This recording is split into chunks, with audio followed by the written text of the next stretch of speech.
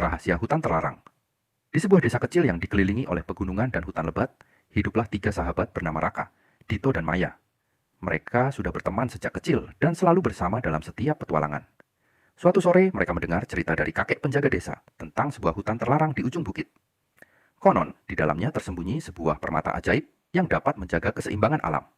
Namun, hutan itu penuh dengan misteri dan tidak ada yang pernah kembali setelah mencarinya. Raka, yang paling berani di antara mereka, langsung mengusulkan untuk pergi ke sana. Ayo, kita buktikan kalau kita bisa menemukan permata itu, katanya dengan semangat membara. Maya agak ragu, tetapi Dito mengangguk setuju. Kalau kita pergi bersama, kita pasti bisa, ucap Dito meyakinkan Maya.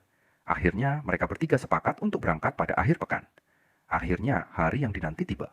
Mereka memulai perjalanan dengan membawa bekal seadanya dan sebuah kompas tua yang diberikan oleh kakek.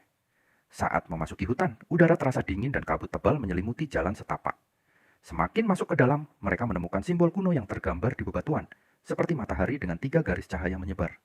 Aneh sekali, apa ini ada hubungannya dengan permata itu? Bisik Maya. Tiba-tiba, suara ranting patah terdengar dari arah semak-semak. Mereka berhenti sejenak, dan ketika menoleh, Dito sudah tidak ada di tempatnya. Raka dan Maya panik, memanggil nama Dito berulang kali, tetapi tidak ada jawaban. Apa yang terjadi? Kenapa dia menghilang begitu saja? Seru Maya ketakutan. Raka mencoba menenangkan Maya.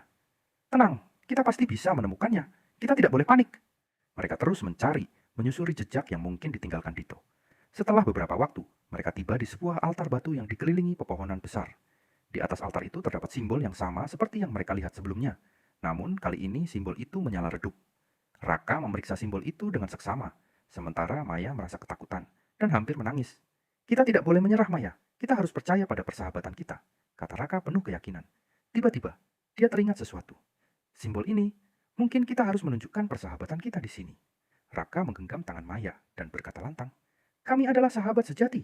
Kami percaya satu sama lain dan tidak akan meninggalkan teman kami. Simbol itu bersinar lebih terang dan tiba-tiba sebuah suara terdengar, bergema dari pepohonan. Kepercayaan adalah kunci.